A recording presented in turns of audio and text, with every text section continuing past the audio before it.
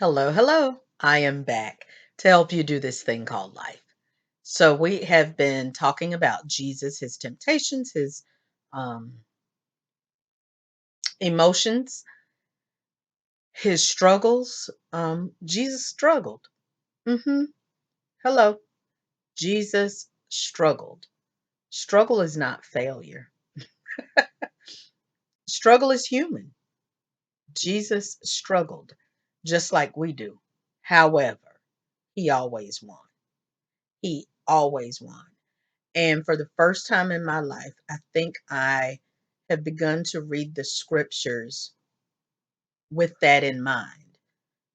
Not to take away from the deity that he is, but to help me understand that he really does understand my pain.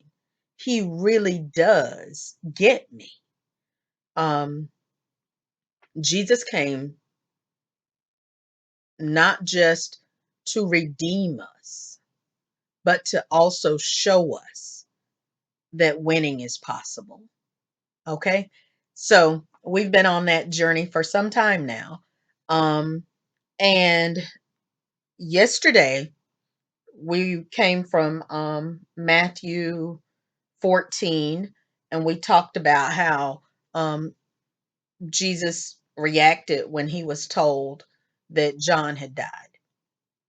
And it says that he had gone to a remote area to be alone. Well, once he went to be alone and the people found out where he was, they came. And Jesus switched and went into ministry mode. Ministry mode can help us, y'all. It's not something to hide behind, but I'm telling you, when you move into ministry, oh my gosh, it does something for you. Like it blesses the people, but it blesses you too. Um, just real quick, I didn't expect to talk about this, hadn't even thought about it until just now, but some years ago, my dad had surgery and it was taking daddy it was taking him longer to rebound than he thought it would. He's used to just bam, being resilient. First of all, my dad doesn't have health issues normally. So when this hit and he had to have surgery, um, it bothered him. And I know it did because my dad is a doer. Okay. My daddy is always busy. So that bothered him. And I want to say daddy was like in his 70s maybe at that time, maybe older. But anyway, it was sad because you would go see him and he'd be just barely talking. You could barely understand him. And then somebody would come to visit and they would talk about the Bible. Honey, when I tell you we could hear my daddy in the kitchen from the den, daddy would be going in because that's his passion. That's what he does. And so when he engaged talking about the word, he came to life. Now, some hours later, you might be like, where the man at? Where is the one that I could hear all over the house? But there is something that is, he wasn't faking, y'all.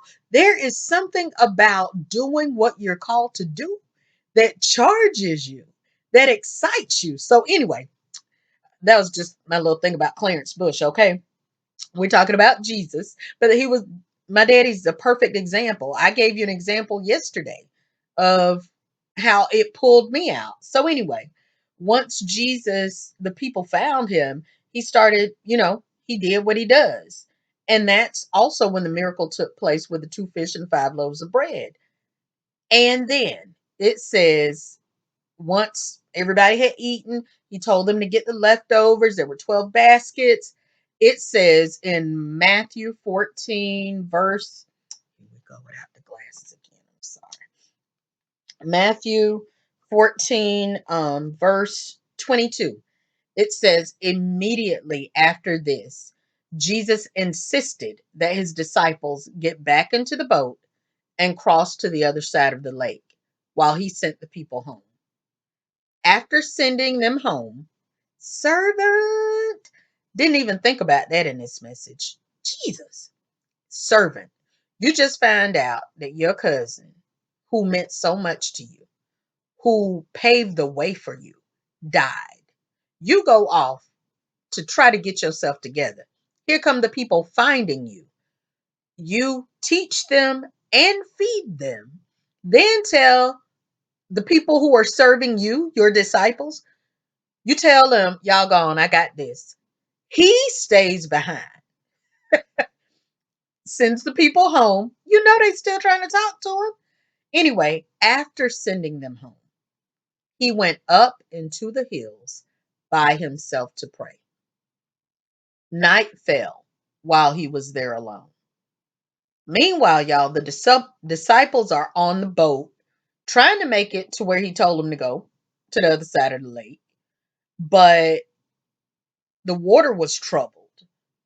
And it says over in the middle of the night, 3 o'clock in the morning, they see Jesus walking on the water. They think it's a ghost. And he's like, don't be afraid. It's just me. Peter says, well, if it's you, bid me come. Jesus told him come. He got out. Y'all know the story. Jesus walked on the water. Jesus was already walking on the water. Peter walked on the water and then began to sink. Jesus saved him. They walked back to the boat. All that. Okay. But my point is, all right. So when it comes to grief, transition, whatever, Jesus got away, ended up having to minister. He ministered to the people. But guess what? He got away again. He got away again, y'all. It was like his recharge thing. It was like that's where he got his power. And the reason I say that is because when he came, number one, what kind of encounter did he have? Brother man walked on the water. Whew, encounter, right? Encounter. Did something he'd never done that we know of. Walked on the water. All right. But besides that, it's like when he took that time to get away, he took the time to get away, right? He came back, walked on the water, whatever, climbed back into the boat.